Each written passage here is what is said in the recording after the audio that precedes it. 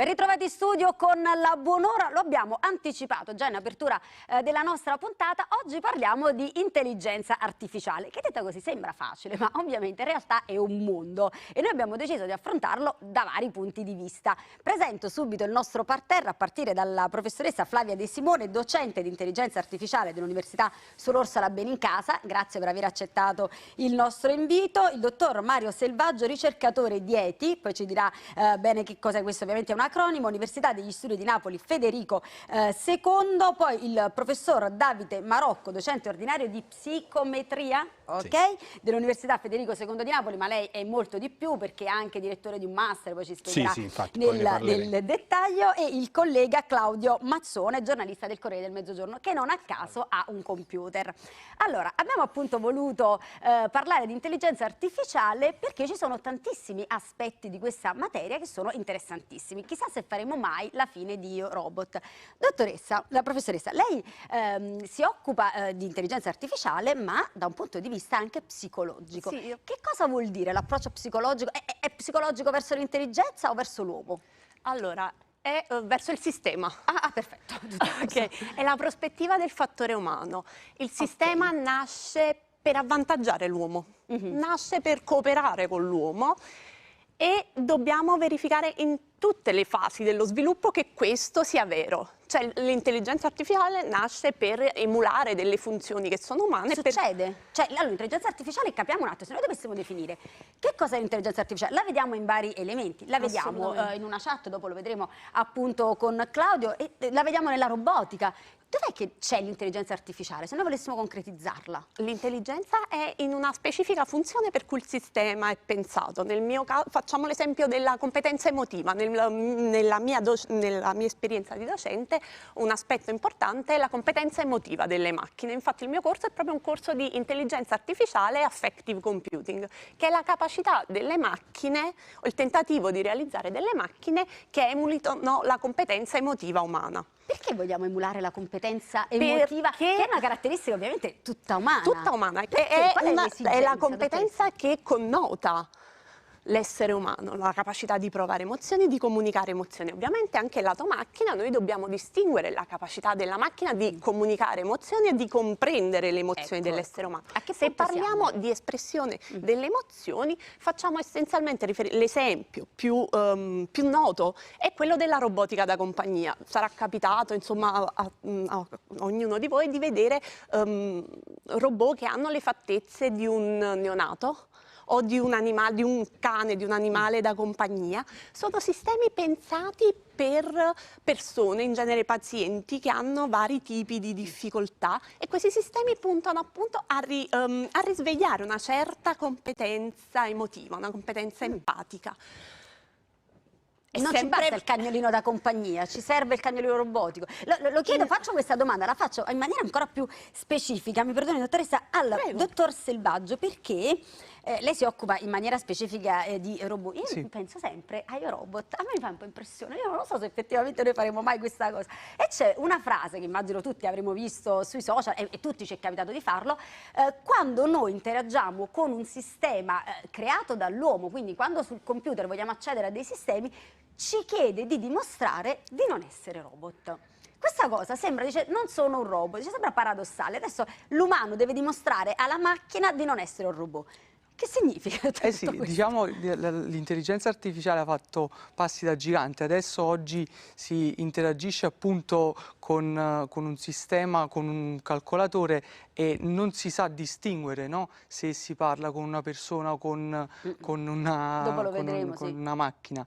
Per l'appunto, diciamo, ogni qualvolta noi interagiamo per esempio con un calcolatore che ci aiuta per esempio nell'effettuare un acquisto, se un acquisto è andato a male noi scriviamo all'help diciamo center, e molte volte c'è una macchina là dietro, noi non lo sappiamo, cioè non dovevamo aspettare di parlare, non dovevamo aspettare di parlare con Padre Pio, diciamo, per poterlo sapere. Vabbè, questa è una cosa, poi magari Claudio dopo ce ne parlerai anche tu, cioè l'intelligenza artificiale è già tra di noi. ok? Quindi... Ma io mi chiedo, la domanda appunto è già tra di noi, ma a che punto è? Cioè, qual è l'obiettivo? Dove si vuole arrivare? Ad una sostituzione? Cioè, perché oramai c'è un parallelismo abbastanza forte tra quella che è la funzione svolta dall'umano e la funzione svolta dalla macchina. A che cosa si vuole arrivare? Io, diciamo, posso parlare per Ci lo spieghi più, un attimo l'acronimo DIETI, che cos'è? No, Così DIETI capiamo. sta per Dipartimento di Ingegneria Elettrica e Tecnologia dell'Informazione, di cui faccio parte. Ok. E, diciamo, io mi occupo più di robotica, quindi posso spiegare più da quel punto di vista.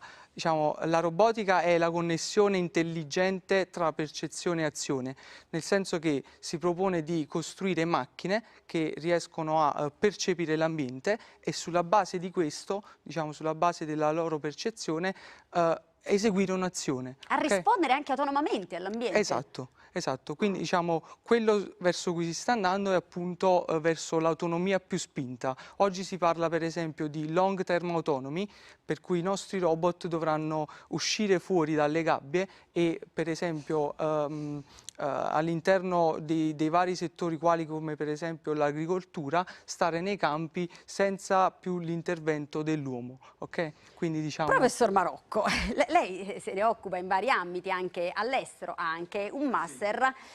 Da docente, da professore e da esperto, l'elemento etico dov'è in tutto questo? Perché il dottore Selvaggio ci diceva c'è un'autonomia, escono fuori, quindi l'autonomia è sia perché poi la macchina fa tutto, cioè, quindi quasi l'uomo si deve sottostare alla macchina e poi va a sostituire. C'è stata la prima sostituzione, quella che mi viene in mente, ma molto banale, quando ai caselli si è creato il sistema automatico. Sì. Apriti cielo, adesso tutti, poi dice no vabbè ma poi sai ci saranno nuove funzioni, saranno nuove figure, quelli che devono in qualche modo come dire, fare la manutenzione di questi caselli e quindi no, però quello è stato forse un po' il primo elemento, dice adesso l'uomo dove sta? Dov'è l'etica? Anzitutto dalla sua esperienza e ovviamente dalla sua conoscenza di intelligenza artificiale.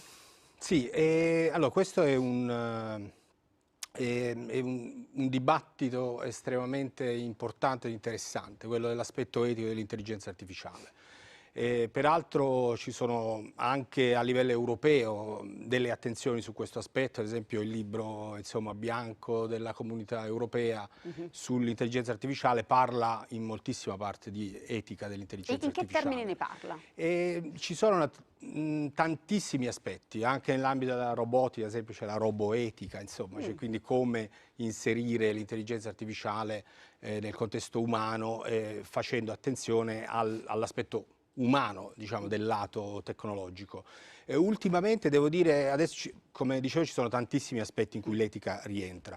Naturalmente ci sono aspetti di cui parlava lei prima, cioè il fatto che l'interazione con questi nuovi sistemi toglie in qualche modo il ruolo dell'uomo in certi aspetti, diciamo, in certi lavori ad esempio, e questo naturalmente è anche una relazione un po' asimmetrica, diciamo, perché in tante cose le macchine sono meglio degli uomini, naturalmente. Però ultimamente volevo un attimino approfondire questo aspetto che secondo me è il più interessante di tutti. L'intelligenza artificiale è cambiata molto negli anni. Ah, ecco, quindi già c'è un cambio. Da quando è che si è iniziato a parlare? Da 15 si parla degli anni 40 di intelligenza artificiale, degli anni 50, c'è un famoso libricino di Turing proprio parla di intelligenza artificiale, il test di Turing di cui parlava prima è degli anni 50, insomma. Però negli ultimi, forse diciamo 20 anni, diciamo così, si è sviluppata questa nuova tecnologia già conosciuta, ma ora che ha fiorito negli ultimi 20 anni, quella che tra l'altro c'è alla base ChatGPT. Sono questi aspetti basati sulle reti neurali artificiali, diciamo, deep learning, insomma, e sono sistemi diversi da quelli precedenti, perché questi sono sistemi che imparano da soli. E quindi fare imparare un sistema artificiale mette in gioco una serie di aspetti etici estremamente importanti. Ad esempio si è scoperto che alcuni algoritmi che avevano appreso a riconoscere le facce le riconoscevano meglio le facce di persone bianche che di persone nere, perché dipende da cosa diamo a questi sistemi per imparare. Questo aspetto etico è estremamente importante, perché ci sono alcuni libri moderni, tra molto nuovi, ad esempio c'è un libro, critici peraltro, adesso faccio l'aspetto critico, però bisogna conoscerli. Ad esempio c'è un libro che è stato tradotto in italiano da poco e si intitola Né intelligente né artificiale, in cui parlano proprio degli aspetti etici, di come la costruzione di questi mega computer che servono per fare funzionare l'intelligenza artificiale hanno degli impatti Professore, ad esempio, invece ecologici qual molto è importanti. la cosa ottima? Se noi dovessimo dire, meno male che c'è l'intelligenza artificiale, perché?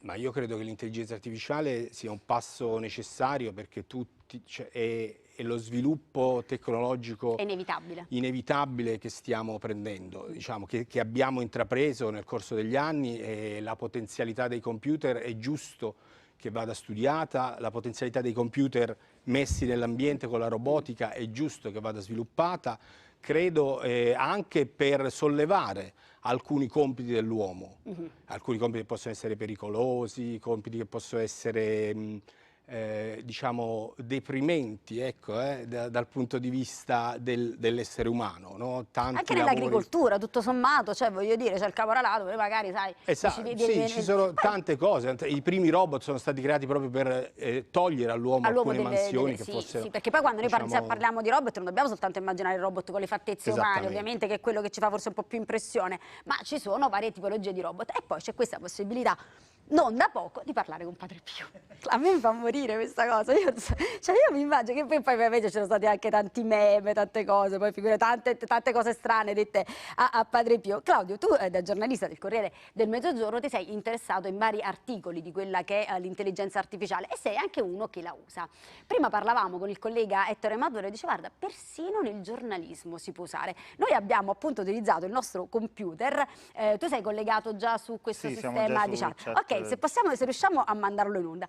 Io non lo conosco, ti dico la verità, non l'ho mai usato, proverò magari ad usarlo. Che cosa si può chiedere a questi sistemi e che cosa ci rispondono? Se tu adesso, che cosa gli puoi chiedere? Questo è un sistema di intelligenza artificiale lessicale, dialettica. Questo è un chatbot, cioè lui riproduce con la naturalezza del linguaggio scritto umano. Quello che noi con il Corriere abbiamo provato a fare e poi abbiamo verificato nella realtà è che quello che ci hanno messo riproduce gli stessi stereotipi che poi ci sono nel giornalismo italiano. Ah, ok, però quindi, facciamo una prova. Che cosa vuoi vabbè, dire? noi avevamo fatto, gli facciamo fare delle cose carine, quindi se gli facciamo scrivi un articolo su Napoli.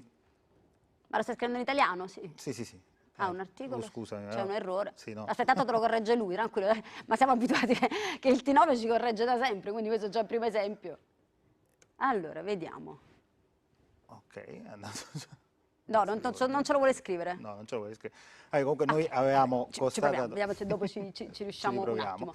Vabbè, anche nel giornalismo, che cosa cambia? In realtà è esplosa questa paura, no, nel giornalismo, perché poi ha fatto 100 milioni di utenti in 2 mesi, che è un numero enorme. Ma è recente questo sistema? Da gennaio in realtà è utilizzabile in maniera anche gratuita, quindi...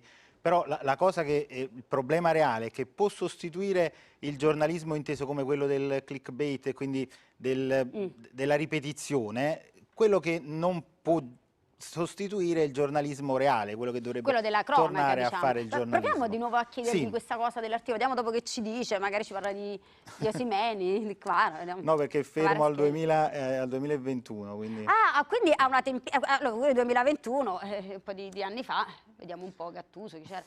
Vedi un attimo che cosa... Allora, intanto che riusciamo a farci scrivere qualcosa da questo sistema. Professoressa, lei ovviamente considera anche gli impatti emotivi e dal punto di vista della macchina, ma dal punto di vista dell'uomo. Qual è l'interazione emotiva dell'uomo con una macchina? Cioè, io che mi immagino il cagnolino così, a me fa un po' impressione, però ovviamente non sarà così, perché poi a chi è diretta questa tipologia di intelligenza artificiale umanizzata? È utilizzata in quei casi di difficoltà, bambini con difficoltà di apprendimento, difficoltà relazionali, persone con un importante decadimento delle funzioni centrali. Le diceva non è sufficiente prendere un cagnolino, sicuramente sì, la relazione con un essere vivente, quella è insostituibile. si utilizza il robot perché in alcuni setting terapeutici restituisce anche una serie di informazioni al terapeuta, quindi il robot riesce a prendere una serie di dati sull'utente. Rispetto a quello che lei chiedeva, ci sono diversi studi che riportano una risposta dal lato del fattore umano differente a seconda del tipo di sistema con cui la persona interagisce. Magari questo è divertente, la chat, però poi ci sono anche dei sistemi in alcuni casi, rispetto ad alcuni robot di compagnia, la comunicazione emotiva, quindi immaginiamo le espressioni del volto, erano talmente stereotipate, il sorriso, il pianto, da creare straniamento nella persona. Quindi questo... C'è un barlume di umanità, resta un barlume di umanità. Resta un fattore ineliminabile del sistema, fondamentale sia in fase di progettazione che di realizzazione e di valutazione del sistema, cioè il valore dell'intelligenza artificiale sta nella dimensione sistemica rispetto alla quale il fattore umano è l'origine e il punto di arrivo. Esatto, perché prima lei, dottor Selvaggio, diceva l'obiettivo è quello di creare un'autonomia, cioè arrivare proprio all'autonomia totale di queste macchine. A me fa un po' impressione, cioè, io lo devo dire, a me questa cosa un po' mi stranisce. Ma a che punto siamo anche nel nostro territorio? Perché poi noi abbiamo anche delle eccellenze, ovviamente ci interfacciamo, lei professore lavora anche oltreoceano, quindi ci sono ovviamente dei continui feedback tra i vari paesi. Noi in Italia a che punto siamo? La Federico II, per esempio, a che punto siamo? Non perché ne faccio parte, però diciamo... È il migliore nel mondo, Anzi, salutiamo anche il professor Bruno Siciliano, io ne approfitto, tifosissimo del Napoli, secondo me lui gli chiederà a quanto vincerà il Napoli, quindi... Sta già scrivendo, dopo lo leggiamo. Appunto prego, il professore è un luminare, no, della robotica, appunto noi diciamo come gruppo di ricerca lavoriamo finanziati principalmente dall'Europa, siamo uno dei pochi gruppi di ricerca che negli scorsi 20 anni ha diciamo, quasi unicamente portato avanti la ricerca con finanziamenti europei. Diciamo che è un prestigio ricevere dei finanziamenti diciamo, così importanti. Poi peraltro diciamo, il libro, no? Il libro di testo scritto dal professore Siciliano viene adottato nelle migliori università del mondo. Ma sul Napoli? Ah no, sulla robot. Ah scusi, perché professore... Quello ancora deve uscire. Ma mi finiva i messaggi forzati. Sempre professore, per carità. No, dicevo, diciamo, è adottato nelle migliori università, faccio per esempio, cito per esempio Stanford, che è diciamo, una Ma molto delle più rinomate. parte nella ricerca e anche nella pratica, da noi? Sì, diciamo, noi abbiamo anche un laboratorio attivo, il professore dice 24/7, no? Dove noi progettiamo proprio le macchine, diciamo, affrontiamo tutte le fasi della progettazione, della realizzazione e adesso diciamo, anche della commercializzazione con la nascita di varie start-up all'interno del nostro gruppo. Sì, stiamo cercando di portarle al mercato. Ci sono ovviamente anche degli aspetti, ci sono soprattutto degli aspetti economici, vero professore? Quando parliamo di psicometria, di che cosa stiamo proprio nel dettaglio? Sì. Psicometria non c'entra molto con questa cosa, diciamo, però sì. la misurazione di variabili psicologiche, l'intelligenza, la personalità. Ecco. E queste sono comunque variabili che rientrano anche nell'intelligenza emotiva e poi c'è l'ambito economico. Allora, facendo un po' il paio tra quelle che sono le perdite tra virgolette in un lavoro umano e poi il paio appunto con quello che è il vantaggio dell'utilizzo della robotica, siamo in perdita o siamo in surplus? Allora, questo è un altro di questi capitolo che apriamo. Capitoli complicati. E in realtà quello che si è sempre detto e ancora diciamo, si dice è che la possibilità di programmare questi sistemi, progettarli, costruirli, porta un beneficio rispetto all'utilizzare l'uomo per fare diverse, però di professioni diverse. C'è una professionalizzazione molto più ampia perché voglio dire bisogna essere professoroni per poterli magari per costruirli forse anche no, però per programmarli sicuramente sì. Beh sì, allora, su questo io ad esempio non sono completamente d'accordo, nel senso che ad esempio io proprio, adesso faccio un po' di pubblicità, sono coordinatore di questo master in intelligenza artificiale per le scienze umane e l'idea è un po' moderna diciamo, però l'idea è proprio che ormai ci sono talmente tanti sistemi per programmare questi sistemi di intelligenza artificiale in maniera non così complessa, devo dire la verità, anche perché molti di questi imparano da soli. Adesso lo sto dicendo in maniera semplice, però imparano da soli. E quindi non è più tanto programmare il computer come si faceva una volta, adesso bisogna imparare a dare a questi sistemi delle informazioni così come si fa con un bambino. E quindi l'idea è che, tra l'altro ci sono dei libri su questo, ce n'è uno che è molto interessante, si intitola The Savvy and the Techie, in cui dice che in futuro, probabilmente, secondo questa persona naturalmente, al quale io credo però, probabilmente, cioè in futuro anche recente, il dominio del lavoro sull'intelligenza artificiale, sul digitale, dovrà essere preso da chi ha fatto studi non tecnici. Ma umani, umanistici? Umanistici. Da psicologi, insegnanti? Sì, perché adesso la tecnologia, diciamo, è arrivata ad un livello lei avrà tale, lavoro, io a morire. Lei insomma. No, dice perché la tecnologia è arrivata a un livello tale in cui adesso è più importante trovare i contenuti. Cioè trovare il modo giusto di utilizzare questi sistemi. Esatto, perché poi ci sono anche... Piuttosto che crearli. Ci sarebbe anche poi da dire, a proposito di modo giusto, noi continueremo a fare giornalistica, perché appunto tu parlavi di vari tipi di giornalismo, ovviamente questo qui è un tipo di giornalismo che è il clicca, perché sono dei sistemi stereotipati, che vengono, dei testi, scusami, stereotipati. Allora, tu che parole, riusciamo a mandarlo in onda? Ragazzi, scusate, mi chiedevo... Sì, riusciamo a mandarlo, perfetto. Tu che cosa... Scrivi un articolo sul calcio, prima abbiamo fatto scrivere un articolo su Napoli proprio in generale e adesso lui sta scrivendo questo articolo sul calcio Napoli. Naturalmente il database il calcio è più di uno sport, è una vera e propria passione, quindi continua ad elencare la questione principale che noi scopriamo utilizzando queste tipologie, che poi sono questo è un vero e proprio tool più che altro, perché è fermo al 2000, è uno strumento che uno potrebbe utilizzare. Il problema è che noi abbiamo riscontrato che può essere utilissimo per noi giornalisti per capire quali sono gli stereotipi all'interno del dibattito pubblico. Ecco, quindi più la forma che il contenuto. Dice, guarda, siccome questo rappresenta gli stereotipi, se vogliamo scrivere un articolo stereotipato... Possiamo capire qual è lo strumento. Cioè, i giocatori più importanti del Napoli, c'era Lorenzo Insigne, ma dice... ci sono, perché ovviamente perché è fermo al 2021. Ma se caccia Higuaín, però veramente noi l'abbiamo utilizzato proprio in questo modo, perché poi ci interessava questo.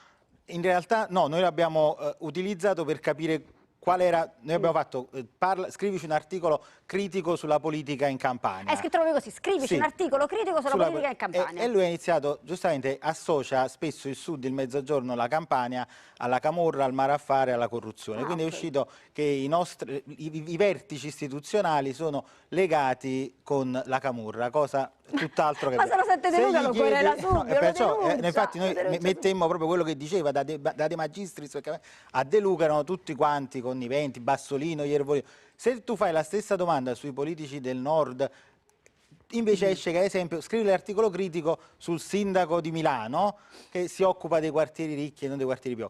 Qual è il problema? Non è l'intelligenza artificiale, è l'intelligenza umana che ha riempito l'intelligenza artificiale di questi contenuti. Quello che dicevamo prima, i contenuti che noi gli diamo. Perché se noi ci pensiamo, il problema è proprio questo. Quindi, allora, ora sfatiamo ovviamente questo mito, questa cosa che dicevamo, non c'è una vera e propria sostituzione, almeno nell'ambito giornalistico, però poi diventa quasi divertente. La chat di Padre Pio, ecco. Io mi chiedo poi, ora al di là dei tanti meme che sono nati, anche dal tuo punto di vista giornalistico, quindi critico sulla realtà, perché io mi dovrei collegare ad una chat dove consapevolmente so che io sto parlando con una macchina, ma penso che mi stia rispondendo Padre Pio? Questo professoressa, cioè lei ce lo insegna, ha dei risvolti anche psicologici che possono essere anche forse pericolosi, cioè perché mai io mi devo collegare e pensare di parlare con Padre Pio? Quello che manca dal mio punto di vista è proprio un'educazione all'utilizzo di questi strumenti, infatti, come è mancata l'educazione all'utilizzo dei social, cioè noi ci troviamo in una situazione in cui le nuove generazioni che vivranno con questi strumenti e dovranno conviverci, sarà un mondo completamente diverso, con maggior tempo libero, quindi vanno riorganizzate completamente le strutture sociali ecco, maggior tempo libero, ma maggior tempo speso però legato a questi macchine, perché noi siamo sempre col telefonino, quindi libero, ma siamo comunque vincolati. Io penso che è quasi un'estensione, mi ricordo veramente quando studiavo io all'università 20 anni fa, l'estensione col telefono che diventava ipoteticamente un'estensione della mano. Oggi è molto di più, siamo noi forse un'estensione del telefono. Ed è diventata anche una questione generazionale, non c'è mai stata una differenza generazionale così netta fra padri e figli o madri e figli,